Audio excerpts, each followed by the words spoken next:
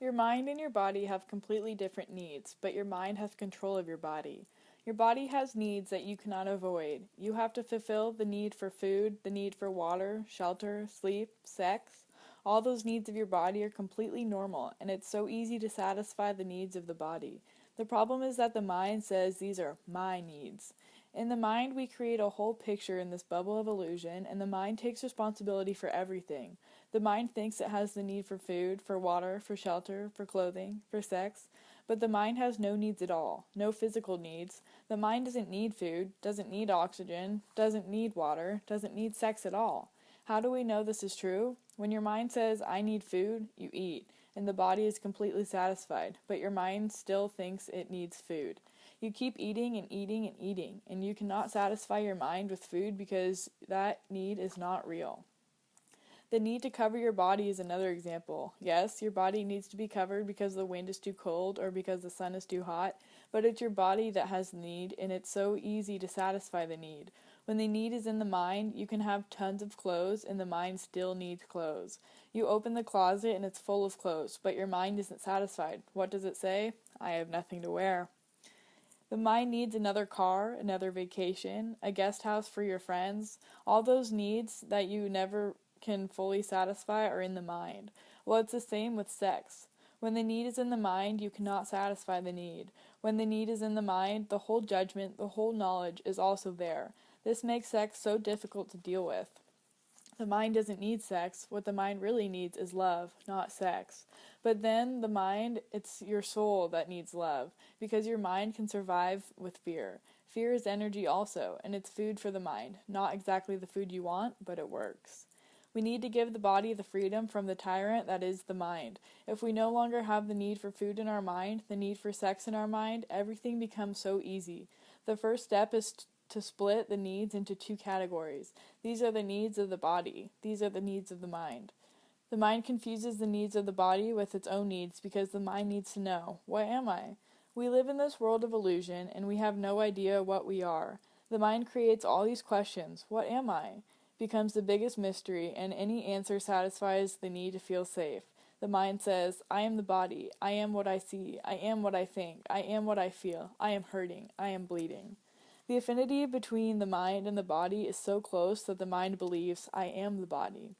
The body has a need, and the mind says, I need. The mind takes everything about the body personally because it tries to understand, what am I? So it is completely normal that the mind starts to gain control of the body at a certain point, and you live your life until something happens that shakes you and allows you to see what you are not. You start to become aware when you see what you are not. When your mind starts to realize that it is not the body, your mind says, then what am I? Am I the hand? If I cut off my hand, I am still me. Then I am not the hand. You take away what is not you until in the end, the only thing that remains is what you really are. It's a long process of the mind finding its own identity. In the process, you let go of the personal story, what makes you feel safe, until finally you understand what you really are. You find out that you are not what you believe you are because you never chose your beliefs. These beliefs were there when you were born. You find out that you are also not the body because you start to function without your body. You start to notice that you are not the dream, that you are not the mind. If you go deeper, you start noticing that you are not the soul either. Then what you find out is so incredible. You find out that what you are is a force that makes it possible for your body to live, a force that makes it possible for your whole mind to dream. Without you, without this force, your body would collapse on the floor. Without you, your whole dream just dissolves into nothing. What you really are is that force, that is life. You look into the eyes of someone near you, you will see that the self-awareness, the manifestation of life, shining in his eyes. Life is not the body, it is not the mind, it is not the soul, it is a force. Through this force, a newborn baby becomes a child, a teenager, an adult. It reproduces and grows old. When life leaves the body decomposes and turns to dust. You are life passing through your body, passing through your mind, passing through your soul.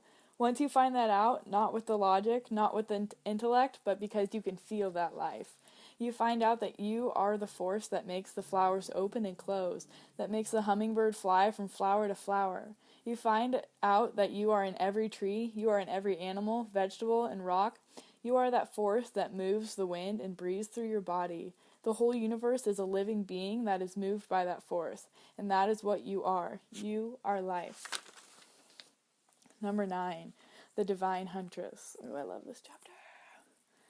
In Greek mythology, there's a story about Artemis, the divine huntress. Artemis was the supreme huntress because the way she hunted was effortless. She fulfilled her needs so easily and lived in perfect harmony with the forest. Everything in the forest loved Artemis, and to be hunted by her was an honor. It never seemed like Artemis was hunting.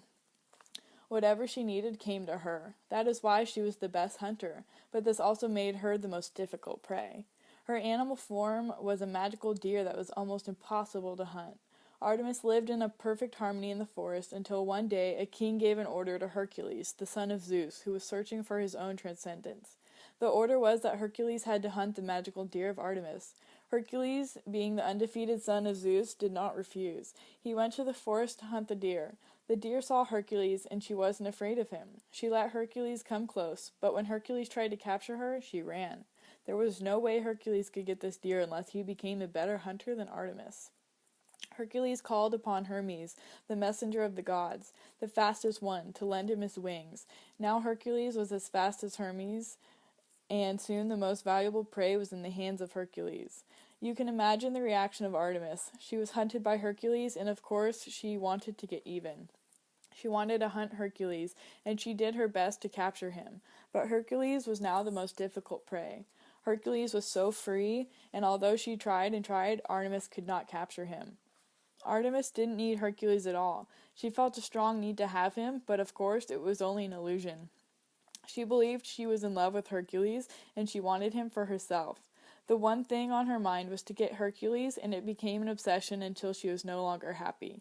Artemis started to change. She was no longer in harmony with the forest because now she hunted just for the pleasure of getting the prey. Artemis broke her own rules and became a predator. The animals were afraid, and the forest started to reject her. But Artemis didn't care. She didn't see the truth. She only had Hercules on her mind. Hercules had many works to do, but sometimes he would go to the forest to visit Artemis. Every time he did, Artemis did her best to hunt him. When she was with Hercules, she felt so happy to be with him, but she knew he would leave, and she became jealous and possessive. Every time Hercules left, she suffered and she cried. She hated Hercules, but she loved him also. Hercules had no idea what was going on in the mind of Artemis. He didn't notice she was hunting him. In his mind, he was never the prey. Hercules loved and respected Artemis, but this is not what she wanted. Artemis wanted to own him. She wanted to hunt him and be the predator with him. Of course, everyone in the forest noticed a difference in Artemis except her. In her mind, she was still the divine huntress. She didn't have the awareness that she had fallen. She wasn't aware that the heaven that was the forest had become hell, because after her fall, the rest of the hunters fell with her. They all became predators. One day, Hermes took an animal form, and just as Artemis was ready to destroy Hermes, he became a god, and she rediscovered the wisdom she had lost. He let her know she had fallen, and with this awareness, Artemis went to Hercules to ask for his forgiveness. It was nothing but her personal importance that brought her to that fall. In talking to Hercules, she realized she had never offended him because he didn't know what was going on in her mind. Then she looked around the forest and saw what she had done to the forest. She apologized to every flower and to every animal until she recovered love. Once again, Artemis became the divine huntress. I tell this story to let you know that all of us are hunters and all of us are prey. Everything that exists is both hunter and prey. What is it that we hunt? We hunt to fulfill our needs. I have talked about the needs of the body versus the needs of the mind. When the mind believes it is the body, the needs are only illusions and they cannot be fulfilled. When we hunt those needs that are unreal in the mind, we become the predators. We are hunting for what we don't need. Humans hunt for love. We feel that we need that love because we believe we don't have love, because we don't love ourselves. We hunt for love in other humans just like us, expecting to get love from them when these humans are in the same condition as we are. They don't love themselves either. So how much love can we get from them?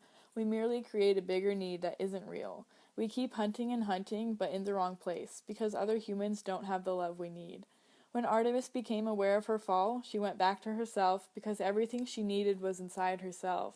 It is the same for all of us, because all of us are like Artemis after she fell and before her redemption. We are hunting for love.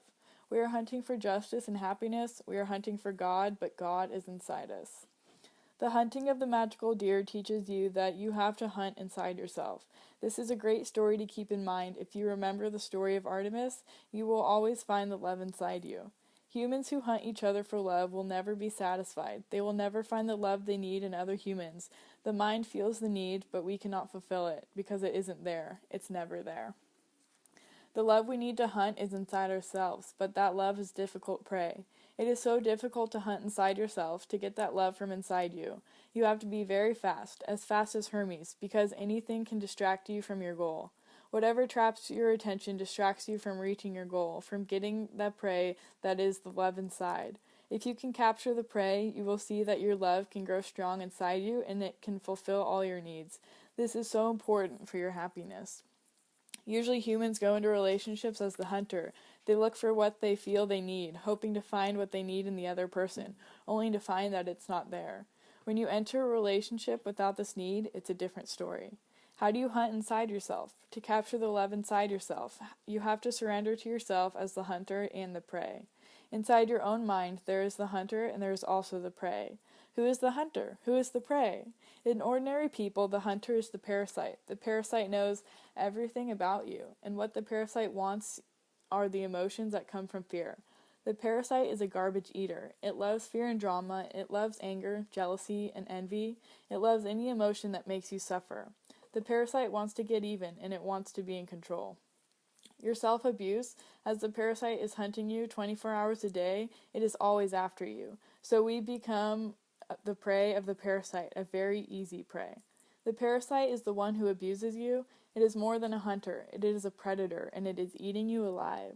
The prey, the emotional body, is that part of us that suffers and suffers. It's the part of us that wants to be redeemed.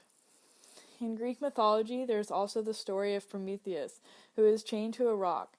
During the day, an eagle comes and eats his innards. During the night, he recovers. Every day, the eagle comes and eats his insides again. What does this mean? When Prometheus is awake, he has a physical and emotional body. The eagle is the parasite that is eating his insides. During the night, he doesn't have the emotional body, and he recovers. He is born again to be the food for that eagle, until Hercules comes to release him. Hercules is like the Christ, Buddha, or Moses who breaks the chain of suffering and gives you your freedom. To hunt inside yourself, you start by hunting every reaction you have. You are going to change one routine at a time. It is a war for freedom from the dream that controls your life. It is a war between you and the predator with the truth in the middle. In all the Western traditions from Canada to Argentina, we call ourselves warriors because a warrior is the hunter who hunts herself. It is a big war because it's a war against the parasite. To be a warrior doesn't mean you will win the war, but at least you rebel and you no longer accept that the parasite is eating you alive. Becoming the hunter is the first step. When Hercules went into the forest in search of Artemis, there was no way he could capture the deer. Then he went to Hermes, the supreme teacher, and he learned to become a better hunter. He needed to be better than Artemis in order to hunt her.